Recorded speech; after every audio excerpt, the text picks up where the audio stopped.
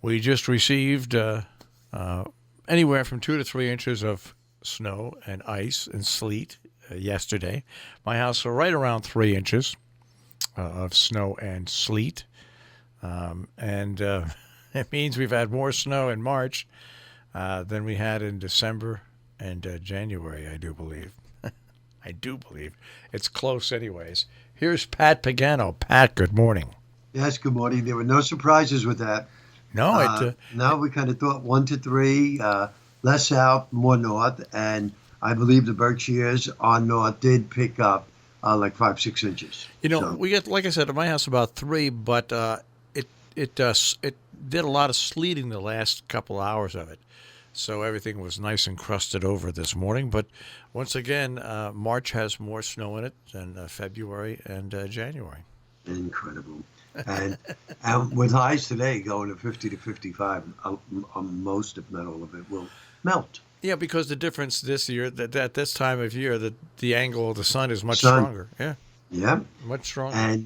And so that storm is well off the coast, and it'll be cloudy tonight, 30 to 35. Now for tomorrow, I know I'm forecasting periods of rain. I think that is going to be a no-no. I think this next storm is going to dive south. So, I mean, it'll be cloudy tomorrow. If we get anything, there could be a stray rain or snow shower. That's my thinking. As you go north to the Berkshires, nothing. Catskills, nothing.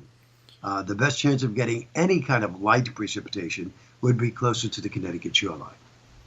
And highs tomorrow in the low to mid 40s. Then for Thursday, forget about showers because then there's not going to be any around. It'll just be partly cloudy in the mid 50s. Friday, there'll be some showers around 50 to 55. Saturday, you'll have increasing clouds and rain will return late in the day.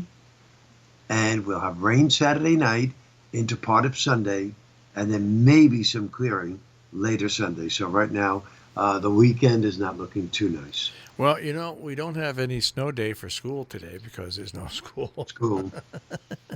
so no announcements there. Every year we put together a package for winter weather announcements. All right. Right. Maybe next year, the summer, we'll talk about it with our sales underwriting department. Maybe we'll put together a special virus. This is we are going on. I think this is the second week we're here and involved in it, and I think we're one full week in what they call partial lockdown, where you're advised not to go out and stuff like that. And stores have special setups. Certain stores are closed, certain ones are open, and everything like that. So it's a little different when you have a weather event like this, and you have something else major going on at the same time.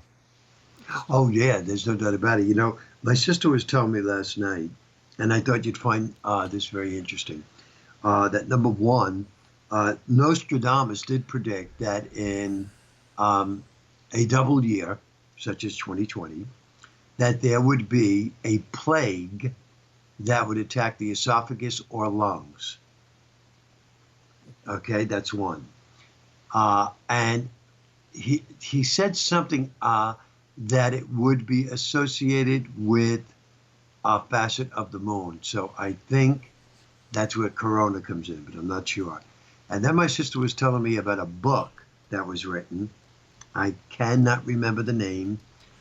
That also predicted in 2020 that a, quote, plague-like virus would come over the world, and as fast as it came, it will leave, but return in 10 years. And she was telling me this last night, and I thought that was kind of interesting. Okay, now I hate to tell you this to you, but I'm gonna report this, and you're gonna have to tell your sister this, okay? That this claim has been thrown around for a while, and the claim is there'll be a twin year from which will arise a queen corona, which will come from the That's East it. China, Yeah, who will spread a plague virus in the darkness and everything like that. right. That is false.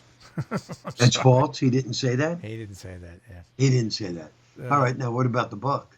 I don't have anything on the book, but there was no mention of the supposed prophecy in 2020. Most people are saying that it is a modern hoax, and that's the great thing about social media.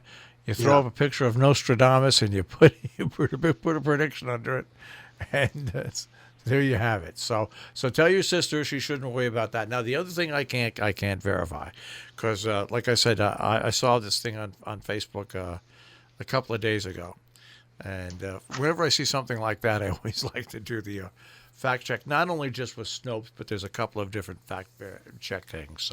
So tell your sister I'll investigate the book today, but she can stop worrying about Nostradamus for now.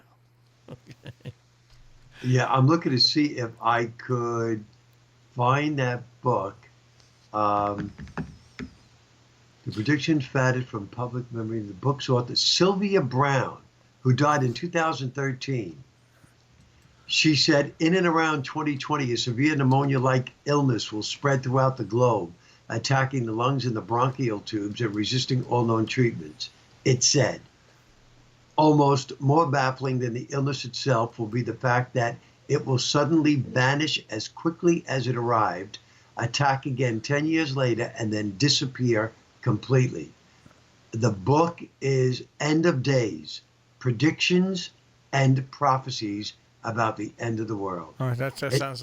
Here's now. As you were talking about that, I did a double check on that. right. It's the review on that is mixed. What's true? The psychic wrote in her book End of Days that a respiratory illness would spread across the globe.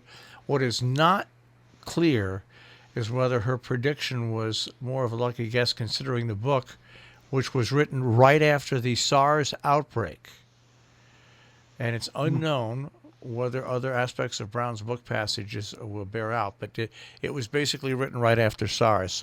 So she did write that, and she did predict that in the end of days, a respiratory illness would spread across the globe. It's not clear whether she predicted it would be in 2020.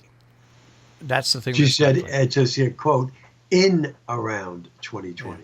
Yeah. So In around yeah. 2020. So And the book, according to this, is number 2 on Amazon's notification chart. well, sure So it would be. obviously it's selling out like hotcakes. So, but she died. Yeah. She died in 2013. But yeah, I thought that was kind of interesting. But aside from that, Marshall, workload on Pat is greatly reduced because all the film and TV clients are just, Yeah. you know, Everything's shut down.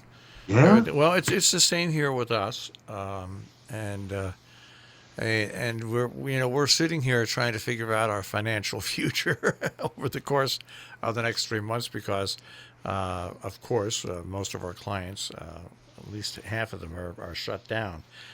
So we're waiting to hear from the government what type of package they're going to have. I know we won't get a package as nice as the big corporations, but hopefully there'll be something for small businesses like us. yeah. That'll I help out. saw I saw a lot of bickering back and forth on Facebook this morning concerning the Democrats don't accept the proposal, blah blah blah blah blah. And the only thing and again, what do I know? I don't get into history or politics, but I guess the only thing that struck me when the Democrats said, "Well, we need more of a package for the individual than the corporate," and the only thing that hit me when I thought about that, I thought about the last time with the bailout with the banks, how that benefited the banks and really didn't benefit the average American. So I wonder if that's what they're getting at. Here's exactly what they're getting at. Last time there was big bailouts and everybody got this big bailout money and Yeah. the stock market went down to zero. Basic not zero, but it was crushed. All Okay. those big businesses that got that money, they didn't use it to give to their employees. They bought back their stock at low value. So the Democrats put in that bill that no money can be used to buy back their stock and make themselves richer. That's what the Democrats want in that bill, that you can't take $1 billion and when the stock market is at its lowest, buy back your stock at a bargain price and then all of a sudden have it rise in the next year.